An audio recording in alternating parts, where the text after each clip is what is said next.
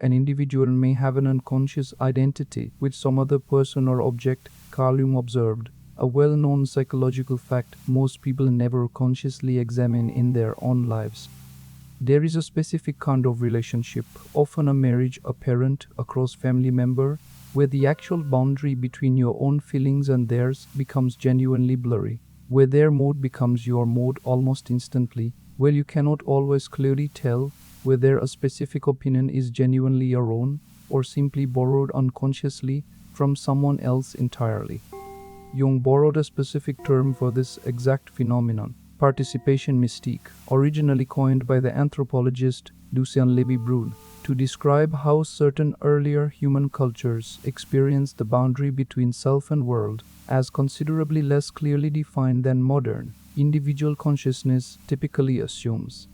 Jung adapted this concept psychologically, describing a state of identity in mutual unconsciousness, a genuine unconscious fusion where a person cannot clearly distinguish themselves from another person or object, bound instead by a direct, largely unexamined connection that amounts to real, partial psychological identity. This explains why certain close relationships produce this exact, specific quality of merged experience, considerably beyond ordinary empathy or genuine care for another person. Jung believed that ordinary individual consciousness actually develops gradually out of an original undifferentiated state, and that genuine psychological differentiation, clearly distinguishing your own feelings, opinions, and identity from another person's, is a real ongoing developmental achievement rather than something every relationship automatically maintains once achieved. Certain relationships, particularly ones involving genuine, long-standing emotional intensity, can produce a real regression toward this earlier, less differentiated state, where the specific boundary between self and other becomes genuinely porous again. Here is what makes this understanding genuinely important rather than simply an interesting historical or anthropological curiosity.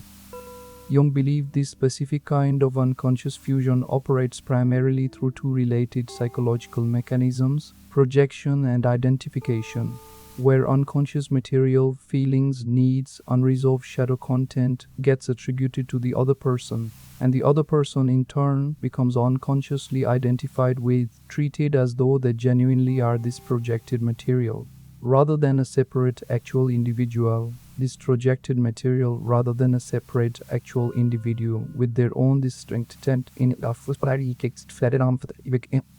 This explains why couples experiencing this fusion so often struggle to have a genuine disagreement without one person's mood or opinion almost immediately absorbing or overwhelming the others, since the actual psychological boundary that would normally allow two distinct perspectives to coexist has become genuinely blurred.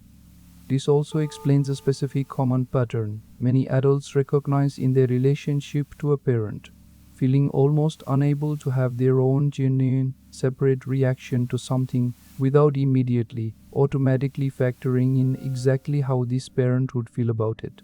sometimes decades after the parent's actual direct influence over daily life has ended.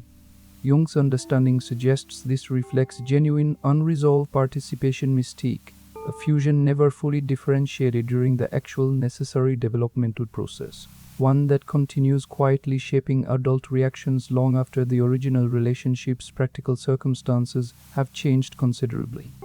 Here is what actually helps in recognizing and gradually addressing this specific pattern directly. It helps to notice honestly in a specific relationship whether you can genuinely identify a clear boundary between your own actual feelings and the other person's, or whether their mood, their opinion, their reaction seems to almost instantly become your own, without any real conscious gap between the two. Naming this honestly in a specific relationship is the necessary first step, since a fusion that has never been consciously noticed cannot actually be addressed. There is a second thing worth practicing directly, requiring genuine, ongoing effort rather than simple recognition alone. It helps to deliberately practice pausing in a specific relationship where this fusion feels strongest before automatically adopting the other person's mood or opinion as your own, asking directly what you actually think or feel, separate from what they are currently thinking or feeling, even when this separate answer feels genuinely uncomfortable or unfamiliar to actually produce.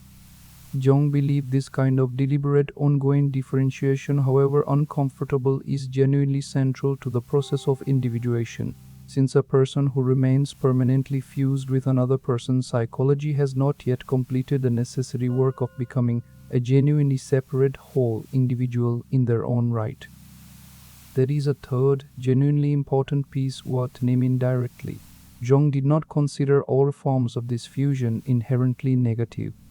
He acknowledged genuinely positive versions, artistic inspiration, communal ritual, moments of real mutual understanding between close people that can genuinely enrich a person's life.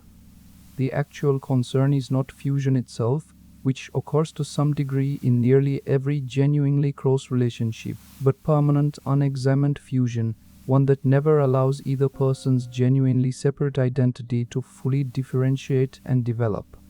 If you recognize this specific quality of merged experience in a particular relationship, hear this clearly. This was never simply evidence of an especially close or loving bond, and it does not need to be permanently accepted as an unchangeable feature of the relationship. According to Jung's understanding, it reflects a genuine, describable psychological pattern, one that deserves honest examination, since the actual goal of individuation was never severing genuine connection entirely, but developing enough real, separate identity that genuine connection can finally happen between two distinct people, rather than one unconscious, merged psychological unit.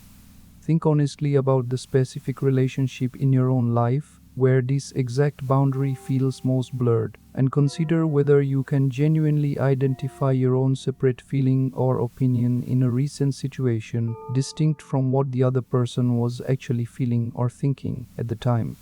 Right below the single word for the relationship where you most need to practice this specific, deliberate differentiation. Naming it honestly and beginning to practice pausing before automatically merging with the other person's psychology is the real and practical way you begin the work Jung believed was necessary for genuine mature connection to actually exist between two separate whole individuals. Because struggling to tell where you end and someone else begins was never, according to Carl Jung's understanding, simply evidence of an unusually close and loving bond. It was a genuine describable pattern of unconscious fusion, and developing real, separate identity patiently and deliberately was always the necessary foundation for the kind of genuine connection that can only actually happen between two distinct whole people.